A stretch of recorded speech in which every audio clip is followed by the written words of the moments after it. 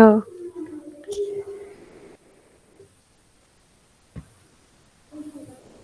Okay, we've started recording.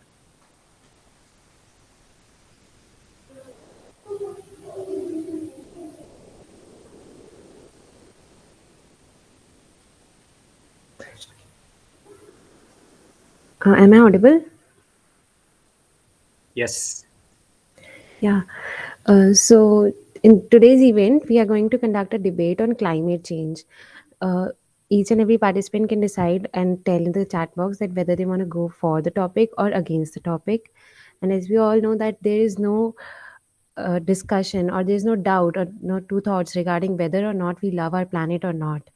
But still, there is a lot of debate and discussion going on for years that whether climate change is a man-made issue, whether we really need to save our planet from climate change, or who is responsible for climate change. So all these illustrious questions will be discussed in today's session, and we'll go forward with the debate. Ansh will explain to you that how we are going to go forward and how we are going to conduct it.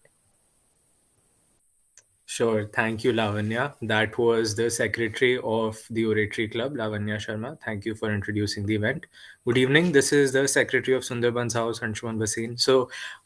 Just looking forward to a fun debate with you guys. We're going to discuss climate change.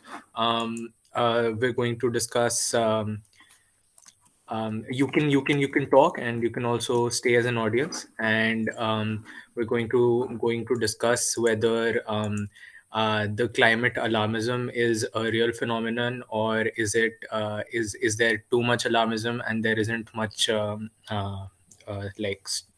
there isn't much substance to it. We're going to discuss all of that. We're going to go over like every single topic: renewable sources of energy, nuclear energy. Let's just kick off the topic.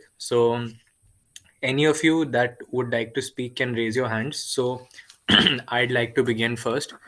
One of my biggest concerns is that often climate alarmism and especially climate activists are usually people who are not exceptionally bright, and they think they blow things way out of proportion and compared to what they really are in real life. Like, for example, taking the example of freshwater scarcity. Like, a lot of people talk about freshwater scarcity and make a real issue out of it, whereas the fact is that if you have good sources of energy, you can extract a limitless supply of fresh water from the oceans, just like what Israel is doing right now. You just need a good source of energy, and that can definitely happen. So, like, a lot of people cause alarmism around there being a World War III all over the issue of fresh water, and I definitely don't believe that's true. And then, of course, the face of the climate movement right now is Greta Thunberg, who's actually not the sharpest tool in the shed, according to me.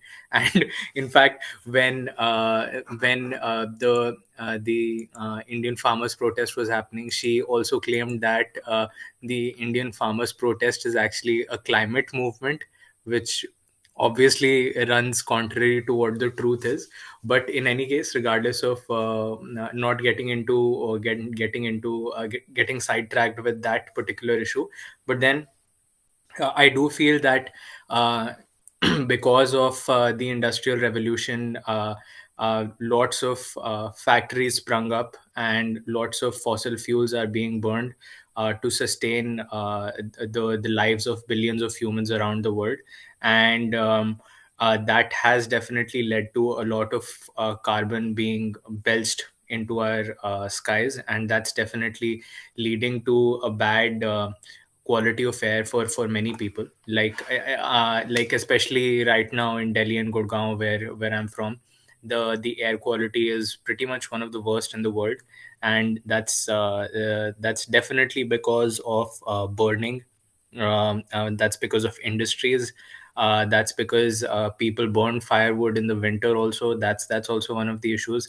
And then of course in general, the emission due to vehicles is quite bad. So in general, it's for human health, it's definitely not good. And then also the sea levels are rising, ice shelves are collapsing. So yeah, a lot of the our sea facing cities are probably at risk of going under in the next 20, 30, 40 years. And then especially like the seafront properties, which are very very well coveted among rich people and which are very expensive, would be of course worthless if they're under the sea. So of course, I do believe we should look at renewable sources of energy. The only problem with renewable sources of energy is that they do not produce a lot of energy. All right, like you have to spend way more to get a little bit of energy compared to the traditional sources of energy. And that's why the developing countries are actually burning coal. And actually among the biggest emitters in the world are the US, China, and India. And of course, like the poor countries have to burn coal to sustain themselves. But then what people don't realize is that if you look at emissions per capita in India, so India's emissions per capita per person is one of the lowest in the world. So that's pretty much that's very counterintuitive. But yeah, so the fact is that the all of the electricity, all the emissions that's happening in India, if you divide that by the number of people, it's actually a very small number. Whereas in America, the per person, the emissions are, I think, at least 10 times as high. So I think I'm being conservative. The number is much higher. So yeah. And then also there are concerns about nuclear energy. So like nuclear energies are definitely one of the most efficient ways of producing energy. Like a small pellet of uranium basically generates enough energy as, I think I read somewhere, like 1 ton of coal or something like that. Maybe like the number is even higher than that. So yeah, but of course nuclear energy does come with its risks. They have to be managed very very very well. Like if there's a tsunami or a major earthquake, like a nuclear meltdown can happen. Like for example, what happened in Fukushima in Japan. The whole like uh, like what happened in Chernobyl. That's also one of the risks that can happen. So I do think especially in speaking in context of our own country, like if nuclear energy is to be taken as an option, we should definitely not look at installing nuclear plants in the north, because they're very susceptible to earthquakes, especially like since there's a fault line going along the Himalayas. Yes, Utkarsh has something to say. Yeah, I totally believe what you are trying to say is correct. Let's talk about if we talk about India, like what you said in one second.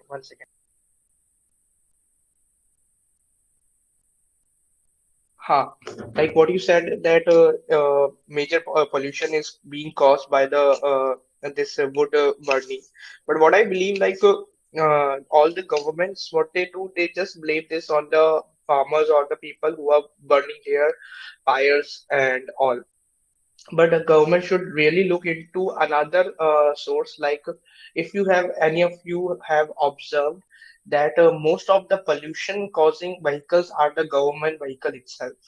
So if those vehicles are renewed regularly, half of the pollution which is going causing in the city will be reduced definitely. So government should definitely work on those stuffs rather than blaming it on directly that farmers are burning and all these things coming from the next state or the other state. So that's one point. If anybody would like to counter this point.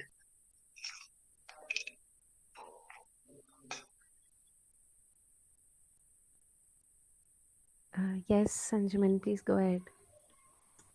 Yeah, sure. I agree with you. Like as far as like stubble burning or firewood burning goes, it only accounts for around 30% of the pollution, give or take, like 18 to 36%, somewhere in that ballpark. And of course, like other than that 30%, there is a 70% of pollution coming from elsewhere. So obviously there are other problems to be dealt with. There is of course vehicle emissions, and then of course I think the government has the, I think BS5 standard is going to be launched, for vehicles. I'm not sure. So of course they try to keep vehicle emissions in a safe check. But yeah, I do feel like the especially the industries that emit a lot, some form of I've heard, like in the West they have they make industries use this sort of like this sort of machine that's on top of the whatever those things that throw the smoke out, and they actually reduce like the amount of pollutants that go out into the air. And I think so for that way, I think Indian industry should also be regulated. And yeah, Utkarsh has something to say. Yeah, what the government is doing, I totally agree that the government is regular. That's a good step. That the government is regularly implementing new BS Bharat stage engines and promoting companies to produce only those uh, automobiles or the transport vehicles which are under that particular Bharat stage. But again, the same problem will stand if regular checkup is not seen through. Because whichever Bharat stage it is, if you're not going to seek its problem or regular maintenance, they are just, and then nothing can be done. What is the basic problem with the government is that the government is, applying their best results at the surface level, but which should be dealt at the lower level, like the person who are actually driving those things. The awareness should be made in them that you have to regularly go through it, check up, you have to update it, you have to regularly just put it into servicing when it is needed. They regularly ignore this stuff. They are just enjoying their job, like their job is to drive that vehicle, that particular transport, or other any other government factories, and they are just running it. That awareness should be provided among the employees.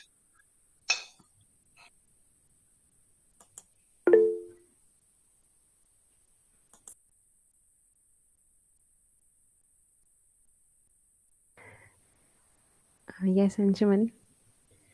Yeah, thank you. Yeah, I definitely agree with you. The more they do, the better. And as far as I think vehicle emissions go, when I first went to like Manipal for my studies, I actually saw vehicles there like belching out black smoke, which I'd never seen over here, like in Delhi or Gurgaon. So does that happen in places around where you guys live? Yeah, definitely, it happens. Yeah, well, that was very new for me. So yeah, I think there should definitely be like better regulation. I think over here, especially like the traffic police and all, they keep like a good check on these things. But yeah, like especially like I think the government has been trying to like with especially with like the CNG subsidies and all. So they've been trying to make people switch to a cleaner fuel. But then of course it's not just vehicle emissions, it's also industries, it's also like stubble burning, like lots of different factors contribute to it, and they all need to be addressed. And yeah, and I think especially right now the current government, they went to COP26, and like of course like all of the rich countries, the countries that are rich today, the developed nations, they got there by burning coal. And at this point of time, they're expecting the poorer and developing nations not to burn coal. So for that, they gave a proposal that the developed world should give 1% of their GDP. Like they had this concept of a carbon tax credit. So this was introduced long back, I think, during Obama's presidency in maybe even earlier in the United States, that if a country is burning more, they should internationally they should internationally like be charged more money, and nations who are doing their level best or like reducing their emissions should actually be given money. So I think in COP26 the prime minister put forth a proposal for the developed world to give 1% of their GDP to the poorer nations and the developing nations, so that they can build renewable energy projects. And I think the government recently announced lots of nuclear energy plants. Let me quickly look that up. Meanwhile, if someone has something to say, they can talk about it.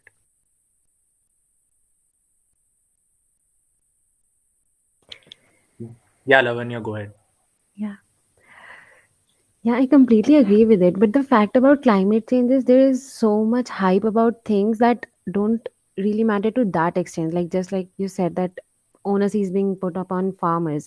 And even recently, I just remember that UP government stated to Supreme Court that the pollution in UP, Pakistan is responsible for all the pollution that is being created in UP. And instead of shutting down universities, industries in Uttar Pradesh, Pakistan should be blamed for it. So that's so hilarious. And that being said, in the apex court of a country, that shows the state of the mindset of politicians and the mindset of that money earning mindset that everyone is having nowadays. And just like you said, that the top 1% countries, they have reached there, they have become so developed after burning coal.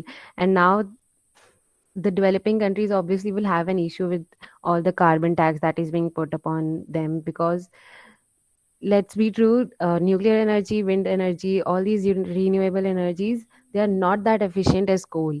So anyone who would switch to renewable now will definitely incur losses and will not be that profitable. Yes, Utkarsh. Yeah, definitely. And what these people are, what nowadays this summits they gather around all the rich countries.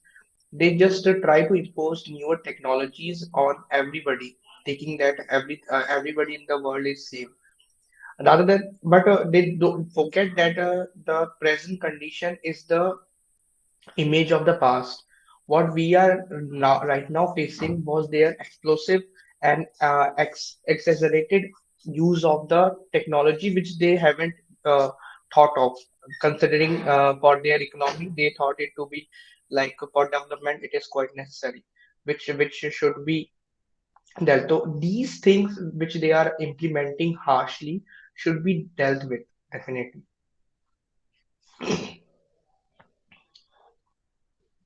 And also, yeah, go ahead, Lavanya. Yeah, I completely agree with you. Like for China became so economically developed after using all these harmful technologies like coal and etc. Still, it continues to use that, but in any summit and anywhere, China is more vocally supporting like renewable resources, and all the island nations around China are, you know, facing the side effects of all the coal and all the harmful energy that is being used over there. But there's no decrease in that. Still, it is using increasingly using all those coal and etc. Harmful energies. Also, I read somewhere that there should be, if there's a carbon tax, there should also be a tax on every politician denying their vows and denying their promises. Then that would be more profitable. Yeah, that's so And true. Like politicians never pay a price for not fulfilling their promise. I think Utkarsh has something to say. yeah, that's a good point, Anshuman. But beside that, what I was saying, that yeah, what do you guys think about why Trump just back out from that environmental treaty which was held in Paris? Any ideas? Like, what was his perspective? Why is the US must have thought over the thing that why is their funds are being wasted? Any idea, guys?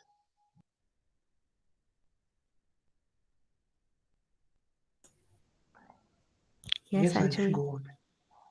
Yeah, they backed out of the Paris Accord, which Biden has joined. That was like, I think, the one of the first things he did when he came into office.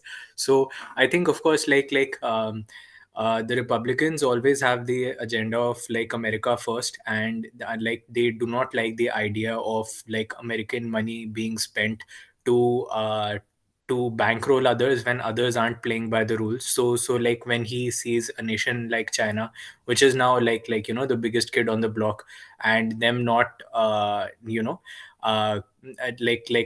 following their set upon agreements. And then also I think in COP26, China refused to give, like, for example, lots of nations gave out their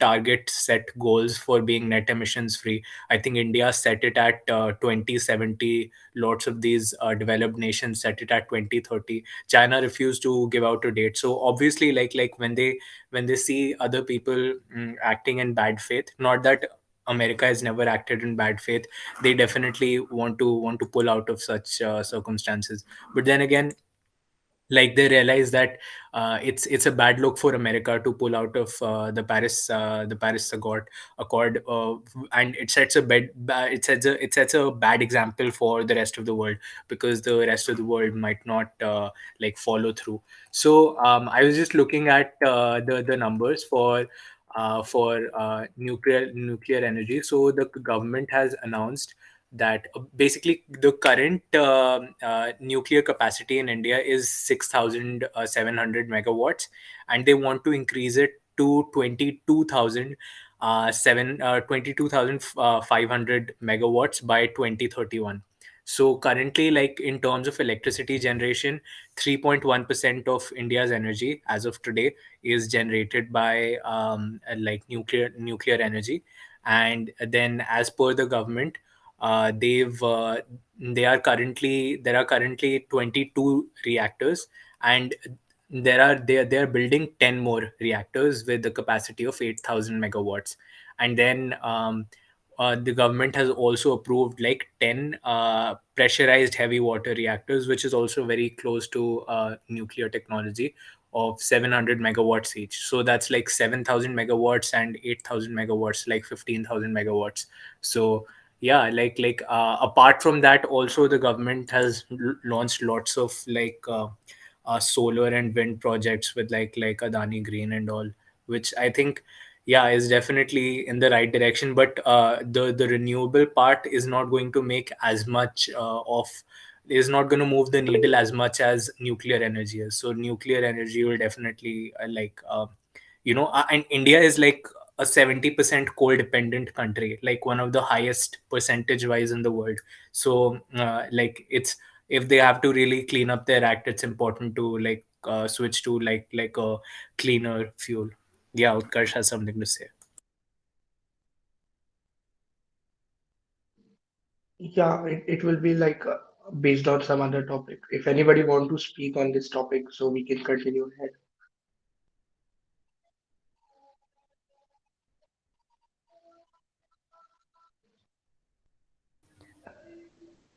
Not really. I guess you can go ahead.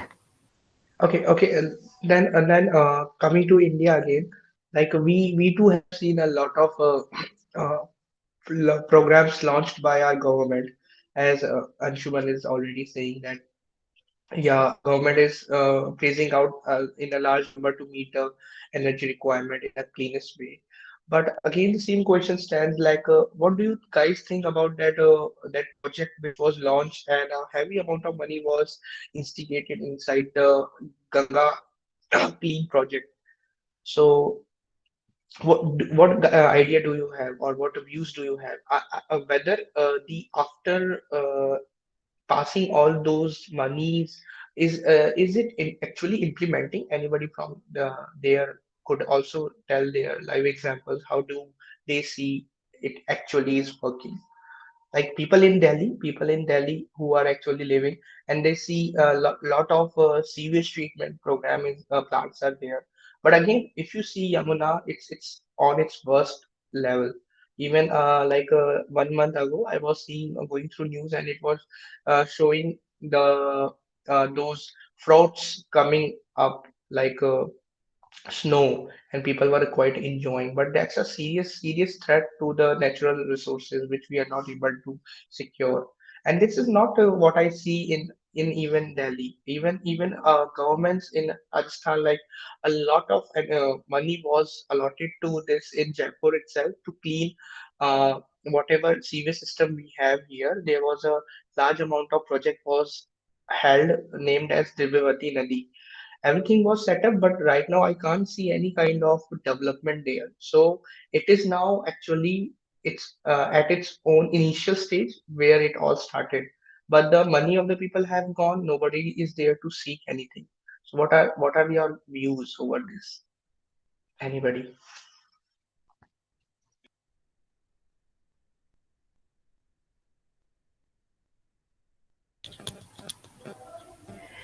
Yeah, that's a very true issue. Like all these policies or programs that are being launched, mostly they are made for billboards or during elections. All the pomp and show that exist in the initial stages slowly and gradually dies down, and then there's nothing on field, nothing on ground. That's a very very prominent issue, and that is what justifies all the pomp and show around climate change, because at least it makes awareness on the ground level, and it tells people that there is an impending issue.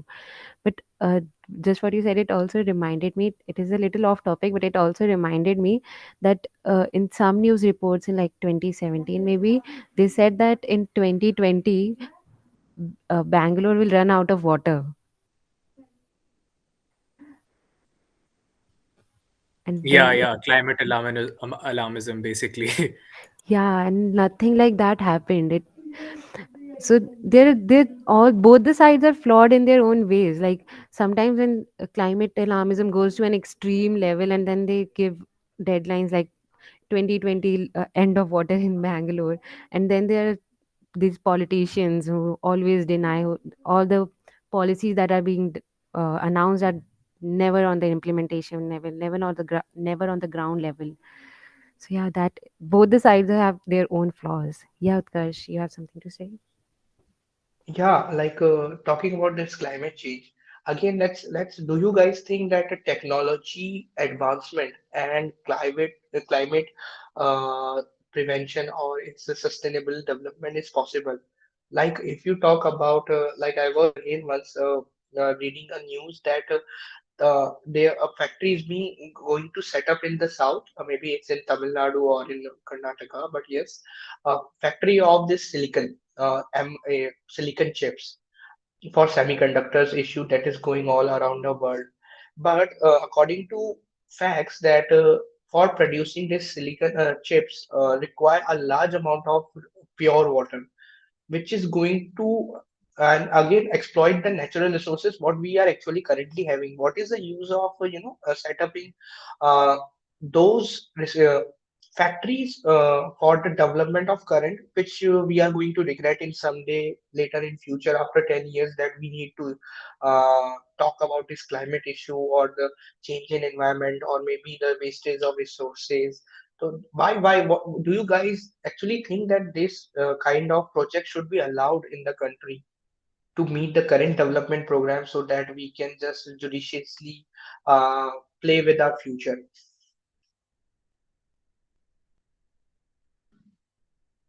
Yes, Anshuman, go ahead. Yeah, I think there are states in India that have a lot of abundance of water, and like there's no lack of water in certain states. Like for example, Karnataka has uh, lots of water, lots of water. So, like setting it up in a state like that is, I don't really think a problem at all. And as long as like for example, like semiconductors is, where the future is, and also like the American government arm twisted TSMC into building plants inside America, even though like their Chinese and Taiwanese plants are like, it's cheaper to manufacture there and ship it to America. But then of course America basically wants like a safe bet in case like the Chinese government decides to take over the island of Taiwan, and TSMC is responsible for 60% of the chip production in the world, and they've really perfected the formula. So like the future of the chips is really in their hands, and it's more of a strategic move, one. And then two, of course, it's going to provide like a lot of employment to people. So like it's good to have like semiconductor fabs inside the country. So I don't think like if we set it up in a place like Karnataka, it's going to run out of water at all.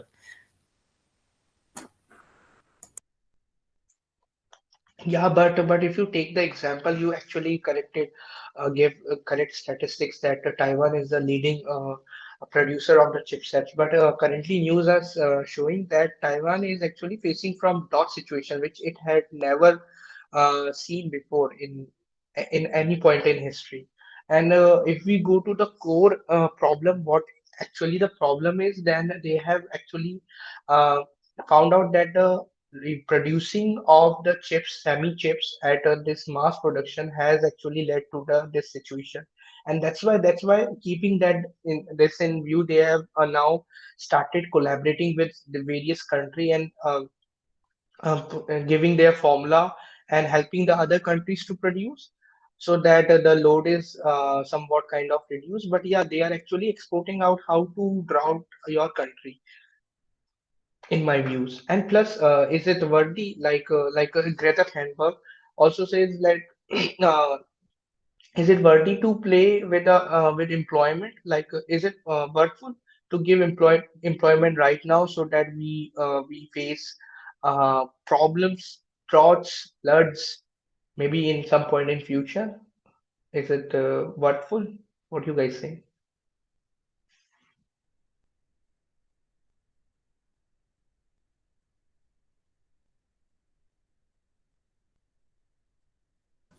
Yes, Anjuman, go ahead. Yeah, I really do think that this is alarmism around like semiconductor factories causing droughts is like hype. I don't really think it's true. And then consider another fact that basically at this point of time everything is going to be chip run in the world, every single thing. So like from dams to cars to watches to cars, every single thing is going to require chips, and it's not going to cause a drought like situation at all, not at all. Like there like for example, it does require a lot of water, but like again, like the example that I mentioned, like you have a good energy source, you're never going to run out of fresh water. Like for example, in the example of Israel, they basically I think they meet 70% of their freshwater requirements by purifying the seawater. So that's not at all an issue.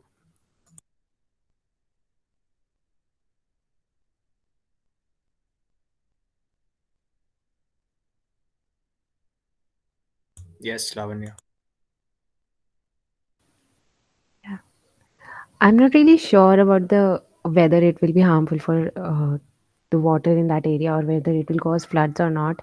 But I do understand the general question that there is always an eternal dilemma against like whether to focus more on the industrial development or to focus more on the environment. Because ev- even if we look at nuclear energy, obviously nuclear energy is very lucrative. There's a lot of benefits that we see, but um, at the back of our mind we have always this danger of whether we will be able to handle it, whether it will cause harms in future, and it's always a question of balancing out the pros and the cons. If for every time like kuch पाने के लिए कुछ खोना पड़ेगा, we will have to sacrifice something. Like if there we will have to take care of the dangers, and not every time we will be able to handle the dangers. If we are setting up a chemical factory, for instance, will always be a danger of Bhopal gas tragedy or Chernobyl blast. There will always be such dangers. The question is to attain a perfect balance between the both.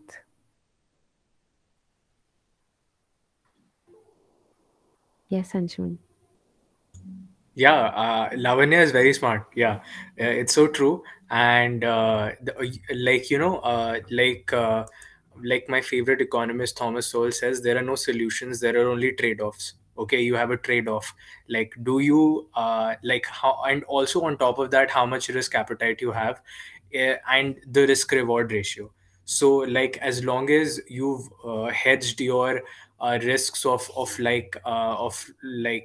example, when you're setting up a nuclear plant, you've made sure that you have enough thorium in supply to make sure that the meltdown doesn't exceed, like, say for example, city limits, or for example, there are good, like, especially these days, like the French nuclear technology is really really good. So like the as long as you've got your bets hedged, it's always like a trade-off. You can either play it completely safe and not have any rewards at all, or manage your risk and then surge ahead. And yeah, like Lavanya mentioned, it's always like in terms of industrial development and in terms of like protecting the environment, things always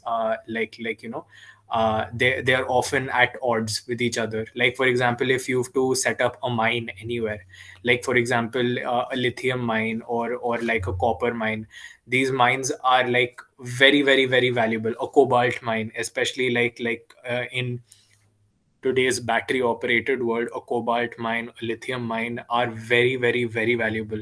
But then what really happens is, when you mine that particular area, when you make a mine in that area, it completely destroys the ecosystem. Like, it's not even a little bit, like it completely destroys the ecosystem. So again, it's a decision that's to be made on national grounds to decide what the country's priorities are.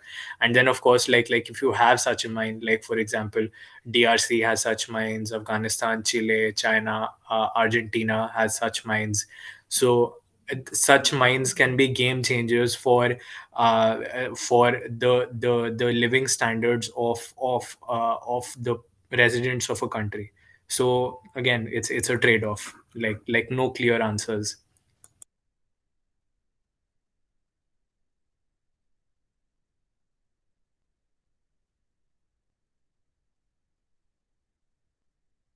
Yes, Utkarsh. Yeah, true, true. But definitely the trade-off, uh, we need to think about what are our priorities, what is the current priorities for the stuff, like what a country wants to grow. Again, if you have a better living standard, then you can actually afford a better or cleaner fuel in the later stage. So I totally agree with this.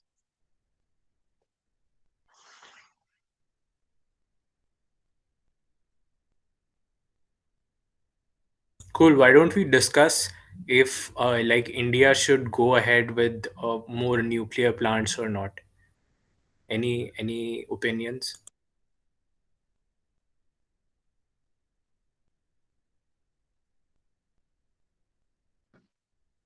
Like what I believe, like again the same thing what we actually come to the last conclusion. If India is having appropriate technologies to cope up or deal with the consequences in the upcoming stages, and keeping it mind that if we actually plant these nuclear reactors, which might help in the overall development of the country, but at the same time, which would also help the current requirements to be fulfilled, then yes, obviously it's a good trade-off, I believe.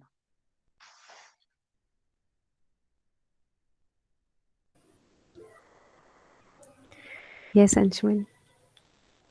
Yeah, and like they in the list of the new nuclear plants they've announced, there is one plant that they've announced in a Gorakhpur of Haryana, not the Gorakhpur, the famous Gorakhpur in Uttar Pradesh. So that's like 100 to 100 kilometers north of where Gurgaon is, so in Haryana. And I think historically, like keeping like nuclear plants in the south has been a good decision. I don't know if like if a crazy like cause like a 9 8 magnitude on the Richter scale earthquake can totally happen in North India, because we have the Himalaya fault line right here. So we're on fault lines of tectonic plates. So I think like keeping them in the south is definitely a much safer option. But then yeah, like I think at this point the technology is at least they claim it's good enough that such like meltdowns can be taken care of.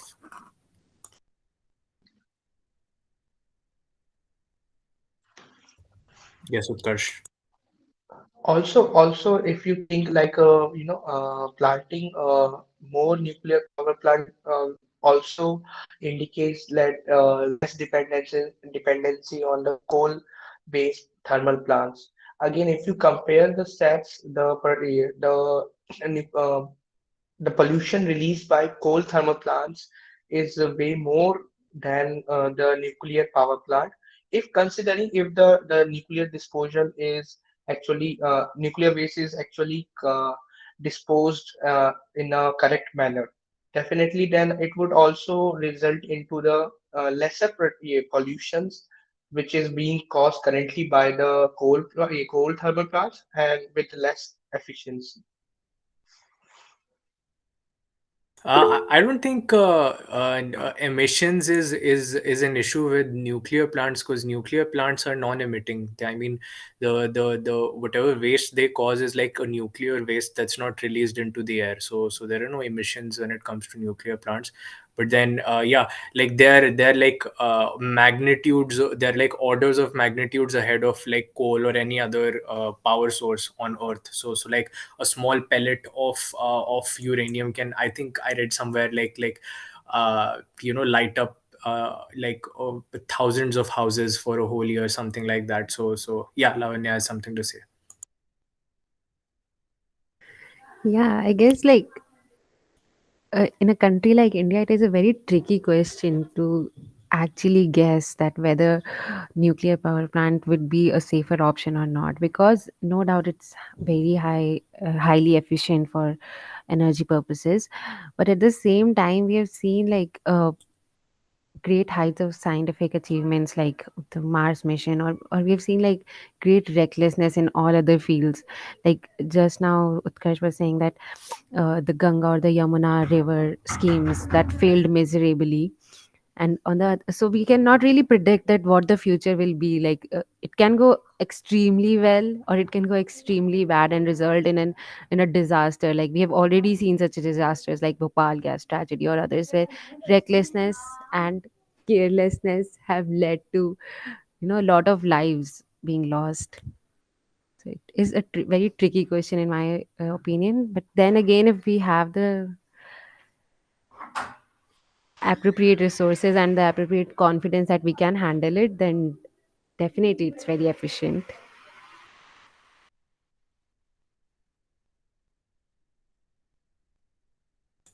Yeah, and I think yeah, Lavanya is very correct in thinking we must be risk averse, because for example throughout history, like anytime claims of like 100% safety have been made, they have often led to disastrous consequences. Like for example, the Titanic, which was supposed to be the first unsinkable ship, actually sank.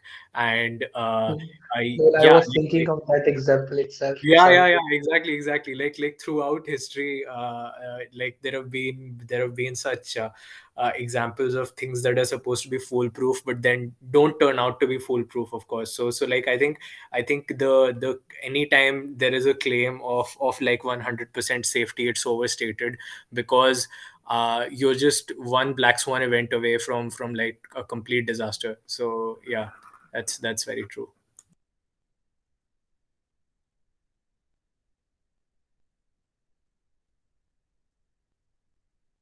Yeah, Utkarsh, you wanted to say something. Mm, mm.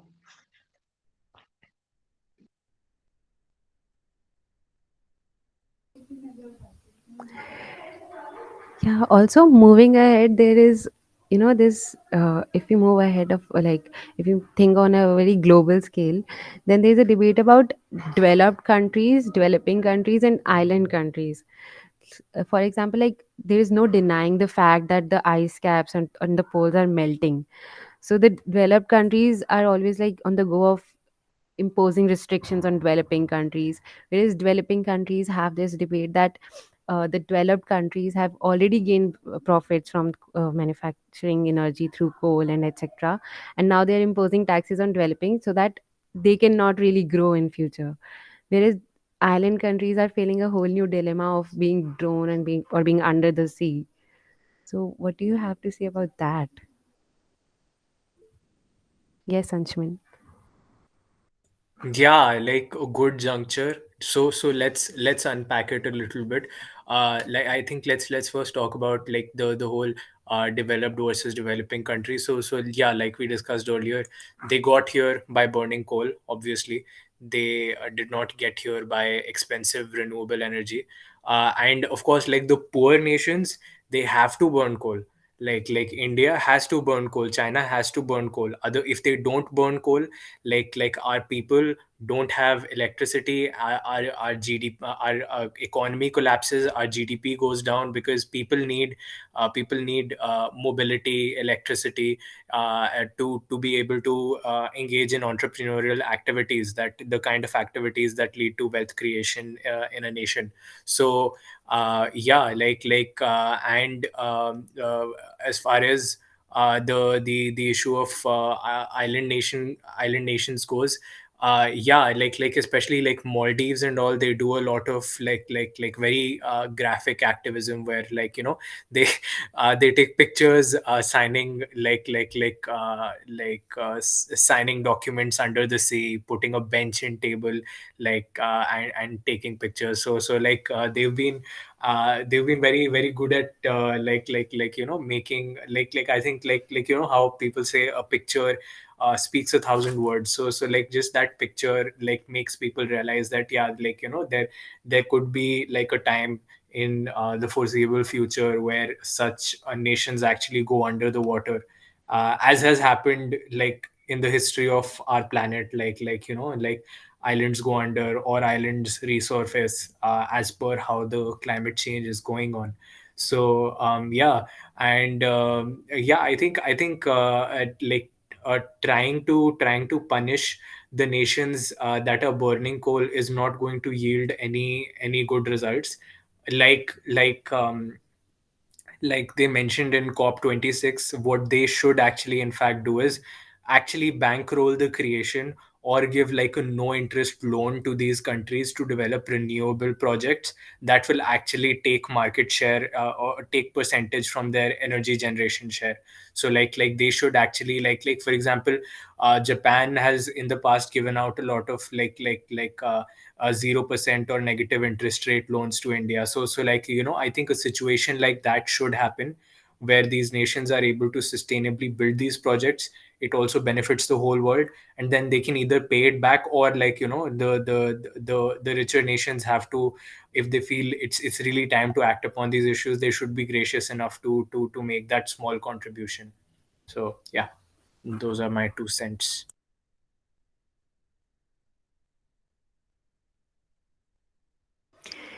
Yeah, I totally agree. Like, the the major like just like you said that pictures speaks a thousand words, and all that activism that's being done is all through this campaign that's being led on the name of climate change. Fear is the driving factor, like inciting fear in everyone that this is going to be our future if we just don't like stop using cars and all, stop caring about our climate. But and like, even I just remember that there was a news that Indonesia's capital Jakarta will be under the sea in a few years, and now they are building another capital somewhere else. Whereas in USA, people are building more islands. They're having like lakes or something, and they're building more islands over there. So, like, the developed countries are building more islands, and the developing countries are leaving their islands and finding somewhere else to live. So that is something that we need to find a balance upon. And all through this, while fear is something that really scares people, to the uninitiated who is not aware of the statistics, who is not aware of the rate of the change, they're always like, they see one picture and they create that mindset that yes, this is the end. Everything is going to end and we need to work upon it now, and we need to make some drastic changes. And then instead of making changes in their own life, instead of taking some small steps, they would start blaming the government. They would start blaming that the governments, the people who are in power. So that is also like a very like foolish behavior on our part, that instead of taking steps, small little steps on our part, we just keep blaming the government, the power holders, and that is also something that we should change.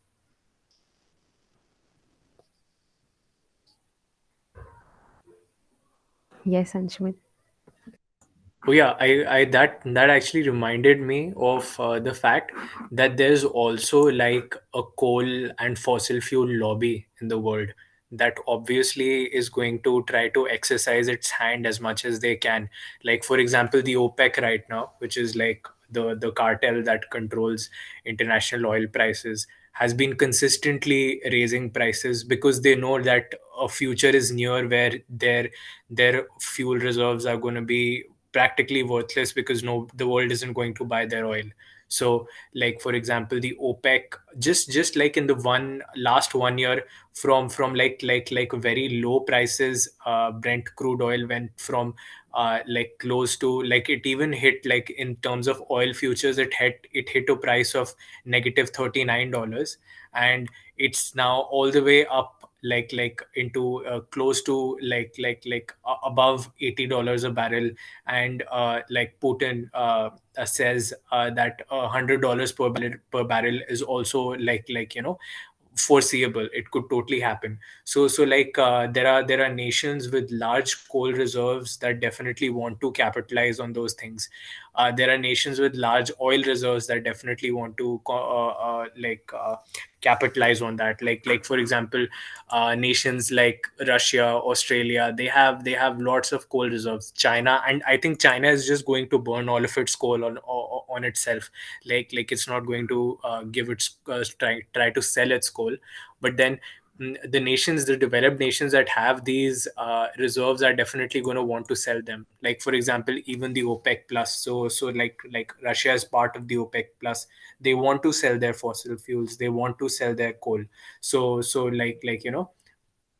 of course, like if so I think the solution for these things, one, like for example, like we discussed, the nations, richer nations giving a small percentage of their GDP per year to like the developing nations to bankroll their renewable projects. That's one solution.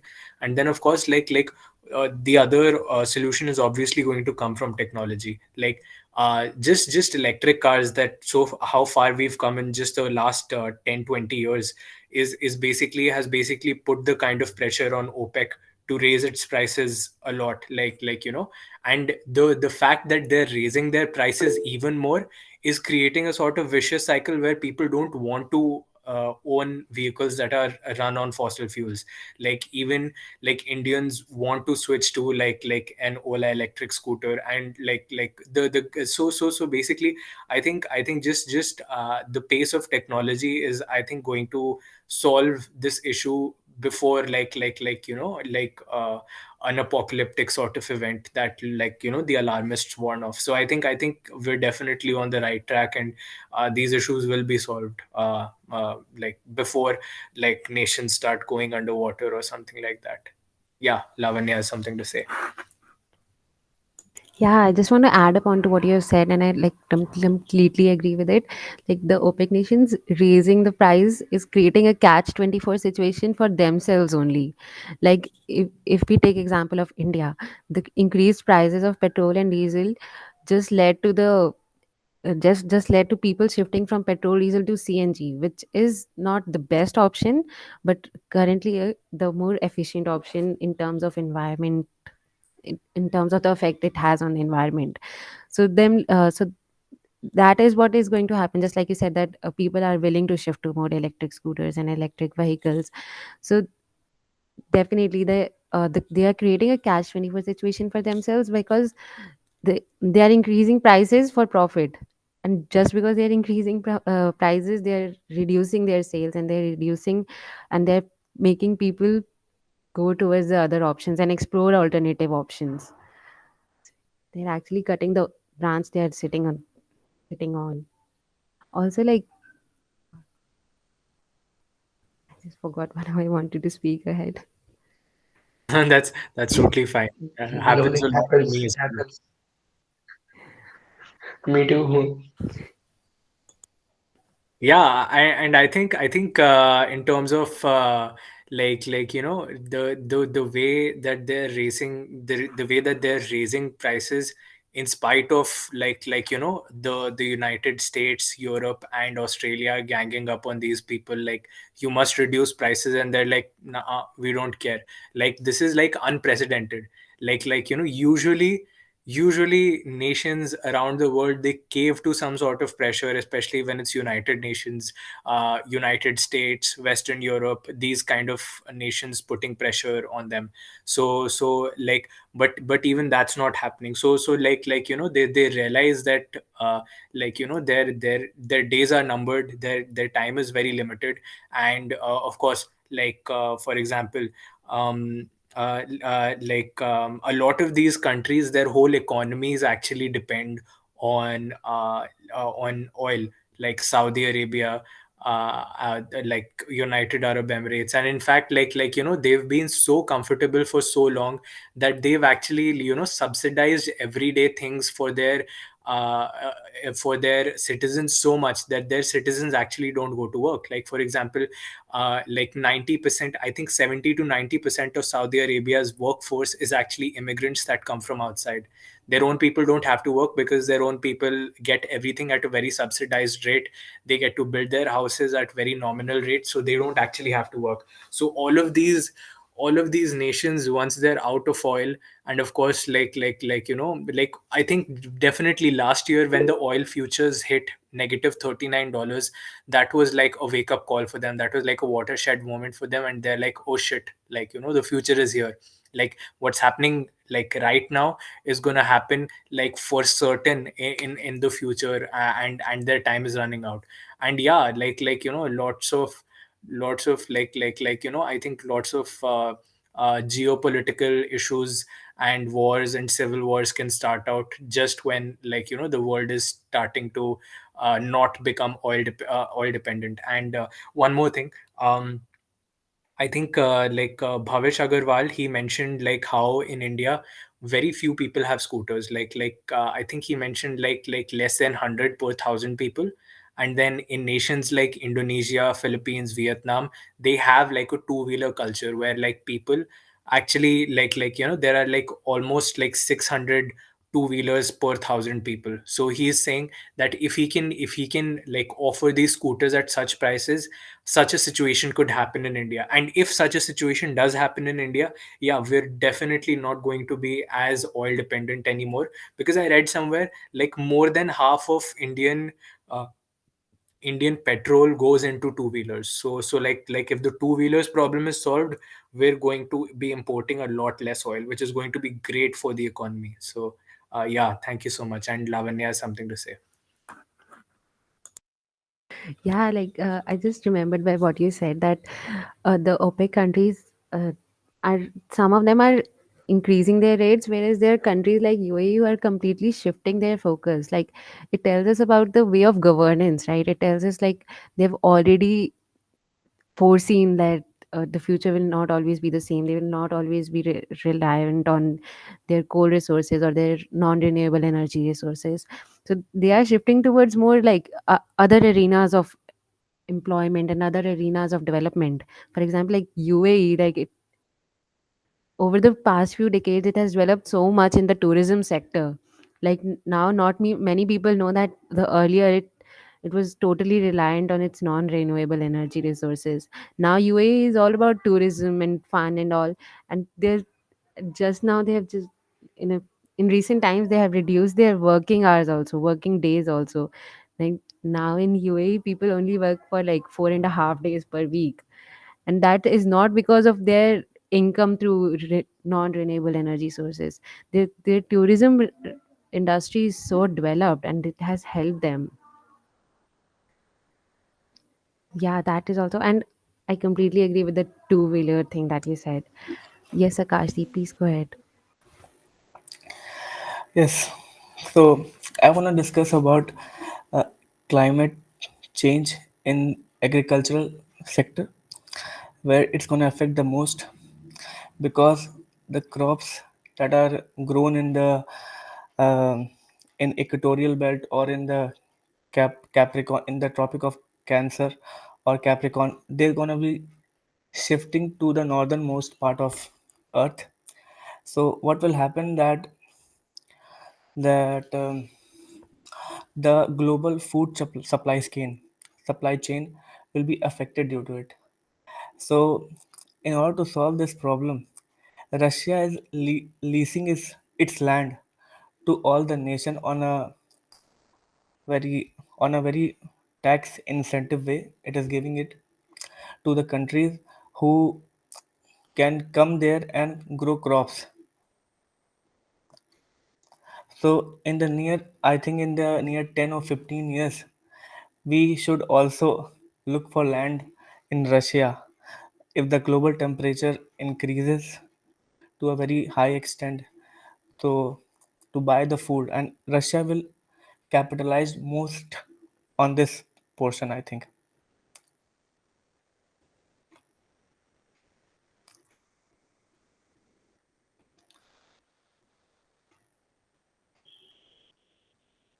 Yeah, definitely. That's a very good way of like balancing things and looking out for new alternative options, having like handling the situation.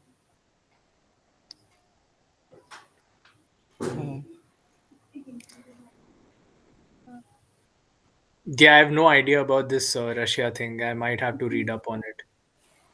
Yes, because today only, yeah, Russia and Russia and India are blocking that climate change proposal, which was initiated by Niger and some small country in the UN Secretary Council. Cool, cool. I'll definitely read up on it. Nice. So, why don't we wrap up the event in case no one has anything else to say? We'll just take concluding remarks from you all and then we'll wrap it up. What do you guys think? Yeah, sure. Sure. Cool. So, any concluding remarks from you guys? Lavanya, Kashdeep, Saurav.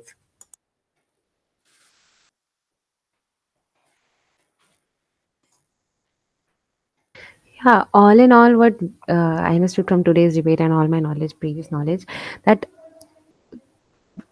being interested and being worried about the climate is one thing, and being too extreme about the results and the predictions is one thing.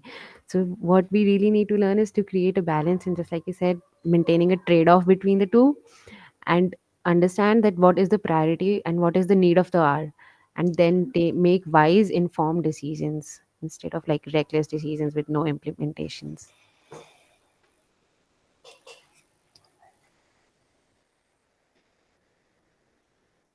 Yes, Anshul. Yes, very well said. And yeah, thank you so much for joining all of you. Really fun debate, really nice talking about all this. And I think this sort of idea was in the back of my head, but like it just like resurfaced because of talking to you all, that the pace of innovation and the pace of technology is going to most likely overtake the pace of climate change. So I walk away from this debate not at all worried about climate change. So the way we discussed electrification, and also like how what basically what's happening with OPEC right now is basically a sort of preparation for the future, and that sort of future is here, and that's why they're acting that way. And if like what Bhavesh Agarwal talks about, like that sort of electrification on the two-wheeler front can happen. And of course, if you compare the economics of like a two-wheeler EV and a petrol one, along with government subsidies, and actually without even the government subsidies, they're already a lot cheaper if you combine like the total cost of maintenance and running them over many years. The same thing is true with the electric cars. And then following Tesla, every car company basically wants to, like, Toyota, Ford, all of them are basically talking about, okay, after 2030 we're not going to produce any more gas cars, after like 2025. So I think things are definitely looking good. The final frontier will just remain coal, I think. And that depends on nations, their interests and bureaucracy. And I think that issue can also be solved. So yeah, I walk away from this debate very, very optimistic, rationally optimistic about the future. Thank you so much. So should we wrap it up? Yes. Okay, thank you for joining, guys. I'll stop recording now. Thank you.